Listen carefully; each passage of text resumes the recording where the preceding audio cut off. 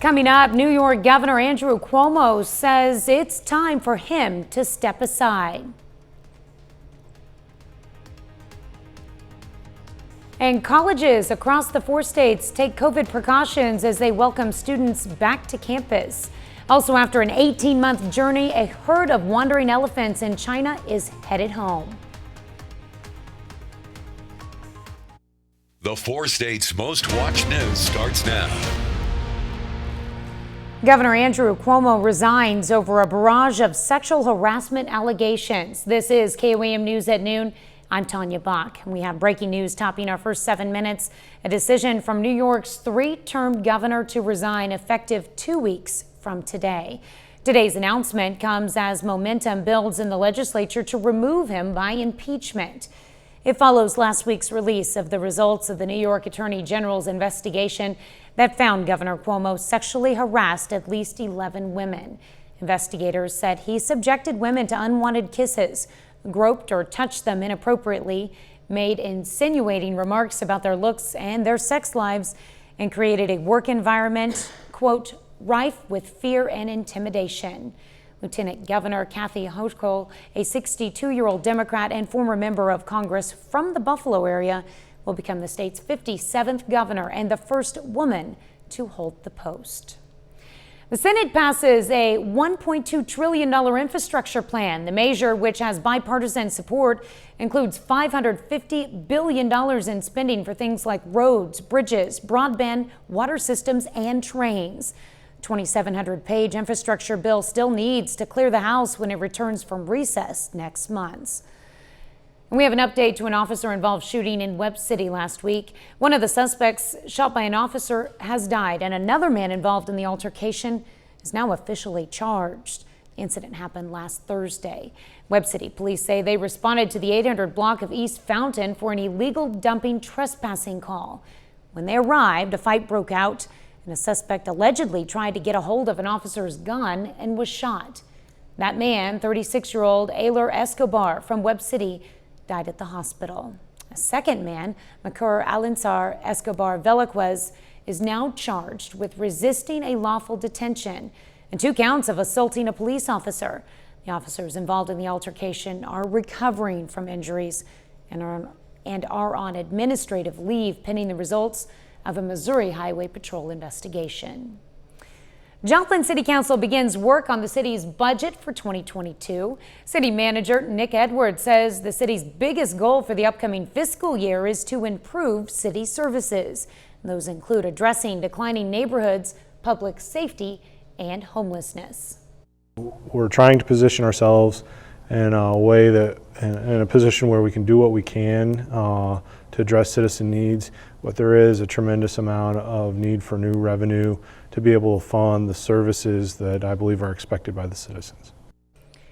The city will hold a public hearing for the budget next Monday where residents and businesses interested in commenting on the city's finances can participate. Well, one item on that budget, sidewalk improvements. And Joplin City Manager presented a plan that included data from a city survey on Joplin sidewalks. Now that they have the data, they'll start to prioritize areas most in need of improvement and the kinds of improvement necessary. Areas for improvement include taking care of trees, uprooting sidewalks, which the city plans to tackle by creating a tree inventory. Well, you definitely wouldn't want to walk on any sidewalks barefoot today because it's hot out there. Michael Islip joins us. Curious one. Make sure when you're walking the dogs and whatnot, that you know, if you're in the habit of walking them down the street, get them up on the grass, because they don't have any puddles to walk through. That is for sure. And we've got a heat advisory. It's going to run us till Thursday. And Tanya, we're going to talk about some big differences here as far as what we're experiencing right now through the middle of this week compared to what we had at the end of July, because it's going to feel very similar. Look at this. The noon hour, we're sitting 91 degrees there at the intersection of 7th and Range Line. It already feels like it is 100 right now. Now, look at these temperatures. So go ahead and tack on 9 degrees to everything. But I want to revert back to this because Tanya and I had this conversation this morning. Look at that humidity. right? You're like, well, why is that, why are we seeing such a difference? Well, the big factor is actually the wind arrows. As those barrel in from the south right there, that's what's causing us to be similar in nature to what we were at the end of July. And you can tell where the jet stream's pushing all that hot air toward the mid-Atlantic. And we got some thunderstorm activity up to our north. We didn't have to worry about it. Our weather trend for today, it does lift us up into the mid-90s actual temperature-wise. So we're going to feel about like 105 to 107 here this afternoon. And as we push through tonight, I think we are going to see a little bit of rain on the far northern highlighted counties of our four-state area. But the central and southern portions, if you do see anything, it's going to last about 5 minutes. Then we're going to clear back off, and guess what we're going to do again tomorrow? That's right, we're just going to reload, make it back into the 90s for the next 3 days. That's why we've got those heat advisories in effect as far as alert days, as we call them, on the 7-day forecast. Coming up here in just a little bit, Tanya, we're going to talk about the difference and the fact that it was still at the end of July, but what humidity and a combo of that southerly breeze can really do when it comes to taking you or taking your dogs for a walk, what it feels like when you're outside. Yes, definitely doesn't feel pleasant. All right, thanks, Michael. Well, colleges are gearing up for the fall semester. Soccer players moved into dorm rooms at Crowder College last week, but the other roughly 300 students will move in later this week. The college is encouraging masks and vaccinations, and if a student who is not vaccinated has to quarantine, they'll stay in one of the rooms that is intentionally being left empty for that purpose. We also have our food service tied in to that so that we're able to deliver meals during that time and keep things about as normal as they can be. Students at Crowder will be able to get a room by themselves if they request it. We also spoke with Pitt State about dorm policy, and you can find that on our website at KOAMnewsnow.com. Well, Pitt State is offering an incentive to students who get vaccinated against COVID-19 from now until September 17th. Any student with regular on-campus classes who submits proof of vaccination will receive a $500 scholarship. Those students will also be entered to win one of two $8,500 grand prizes. That's equivalent to a semester's worth of full tuition, fees, meals, and housing. Again, the incentive applies to undergraduate students, graduate students, international students, and any other student who regularly attends classes on campus. That's a look at today's top stories and weather in our first 7 minutes. Up next on KOAM News at noon, 14 elephants travel hundreds of miles, finally find their way back home. And later, we're making a deep dish pizza casserole in the Mr. Food Test Kitchen. A herd of elephants in China is once again on the move. Their long journey has captured the hearts of the nation and the world. But as Ian Lee reports, like most family vacations, this one came at a cost. An epic journey of a herd of 14 elephants is coming to an end. After months on the road, this pack of pachyderms is close to home. They traveled hundreds of miles across southern China, stopping at times to have some fun on this family road trip, like sliding down a hill or even spending a day at the pool. We shouldn't be surprised when this wildlife monitor says the calves are quite cute, but also naughty. Who knows if they constantly ask, "Are we there yet?" But authorities helped them to get there. Hundreds of emergency personnel laid bait and even built roads that paved the way back to their nature reserve. Why the elephants embarked on this trek isn't clear. One reason they headed home, though, could have been frayed nerves. The vacation also came at a cost, causing more than $1 million in damages. But this was a journey these elephants will likely never forget. Ian Lee, CBS News. Are we there yet? Well, wildlife experts worry there could be more trips like this as traditional buffer zones between elephants and people disappear. They fear that'll put the animals more at risk in the future. Still to come on the KOAM News at noon, Mr. Food. We've got an easy weeknight favorite that's perfect for back to school. But first, Michael Hayslip returns with your complete forecast. Well, it certainly has been reminiscent of our end of July heat wave. It's actually about two different forms that we're talking about. Take a look at our 10-day temperatures right here. And you'll notice, you gotta remember, when we started August, coming off that, like Mother Nature turned that calendar, she's like, I'm gonna drop you down in the mid-80s. But here we roll once again. And it's beautiful, beautiful mornings that we've been having. It's just real hot afternoons. As right now, we're already seeing temperatures as high as 91 in Joplin and Carthage and Sedan. Everybody else easily up into the high 80s. Just a few places that are holding on to the mid-80s. So you say, okay, so this is just like the end of July. Yes. When we step outside, yes, that's exactly what it feels like. It is the end of July. I just want to point out a few factors in play here as far as why it's two different heat waves. Now, the end of July heat wave, that averaged a daily high of 94.6. I went ahead and forecasted out to the weekend. Let's just say we keep this one going, 93.5, 1 degree difference, not a big deal. Here's the thing. That wave we had in July, remember how still it was? How you were thinking, oh, a little breeze would be so helpful right now. Well, the wind was only 5.5 miles per hour daily. Our humidity sat at 72.5%. But this week, it's the wind playing a large factor.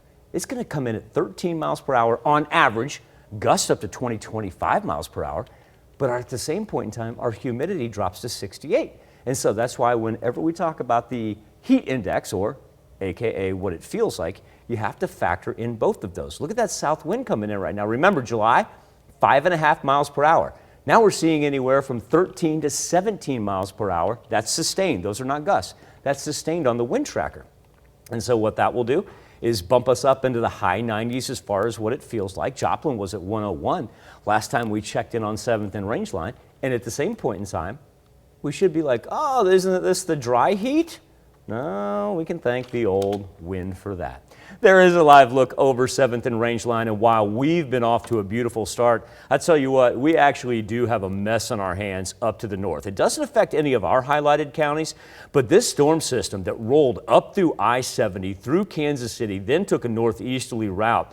Right now, trying to make its way through Columbia, this thing has been dropping hail and also to a multitude of lightning. As a matter of fact, earlier this morning, they had an inch diameter hail along I-70.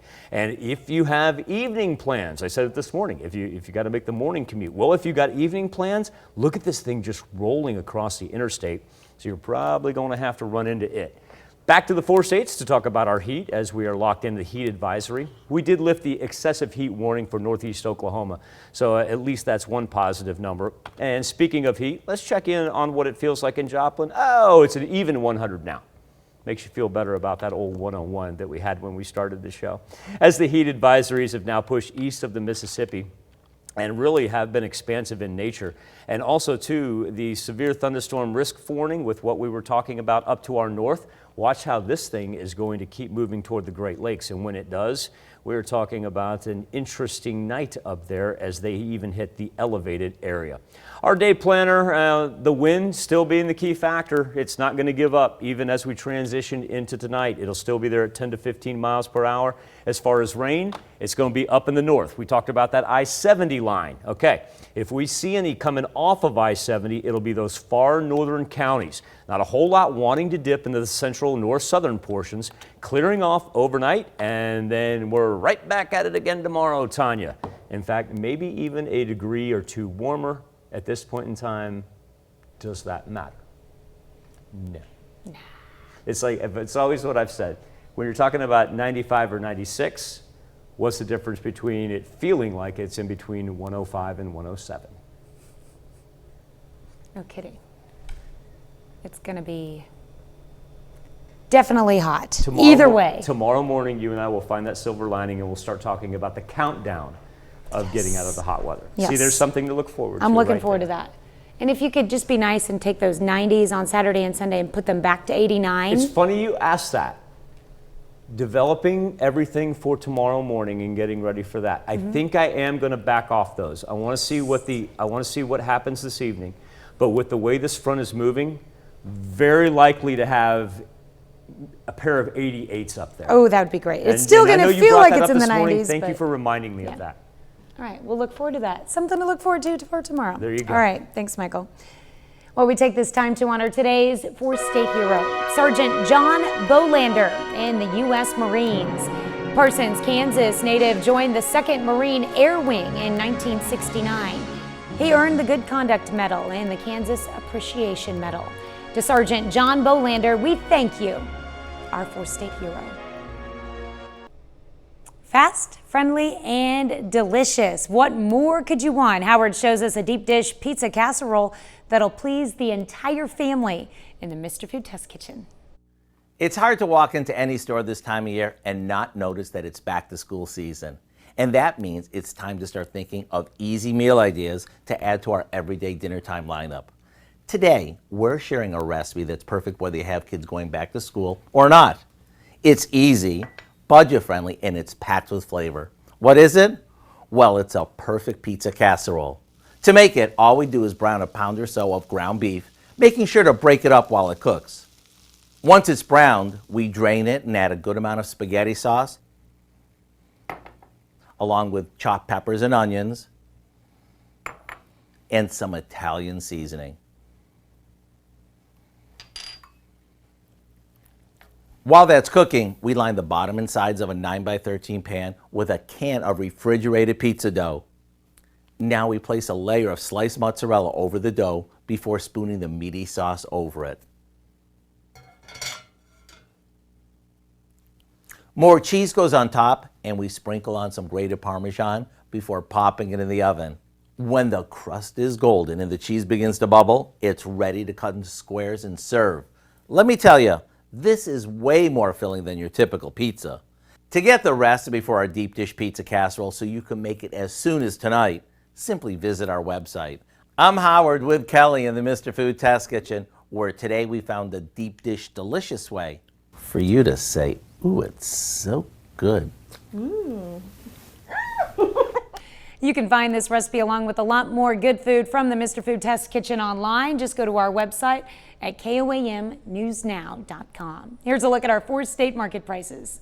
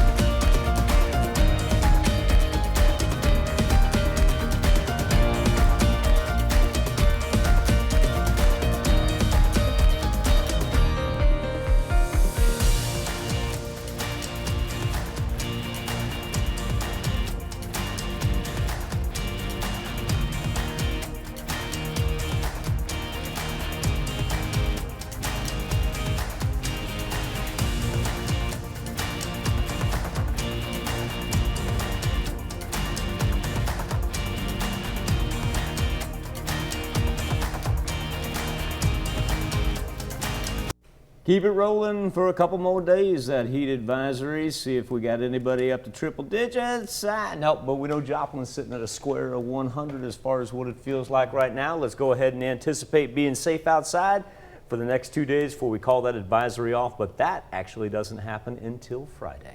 Yeah. Not soon enough. Definitely not going to give our ACs a break anytime soon. No. What do we have coming up tonight at 5? Well, at 5, kids are heading back to the classroom, and that is parents shopping. But with supply chain shortages, some are finding empty shelves. Plus, CDC says everyone should wear a mask in indoor settings. Hear why with area school districts, they're choosing to recommend face masks instead of mandating them. And a popular food service supply company deals with staffing issues causing deliveries to be canceled or delayed. Find out how it's affecting local restaurants. Hope you'll join us for those stories. A lot more, of course. It's all coming up today on KOAM News at 5. All right, thank you, Dow. Thanks for joining us for KOAM News at noon. We'll see you right back here at 5 o'clock.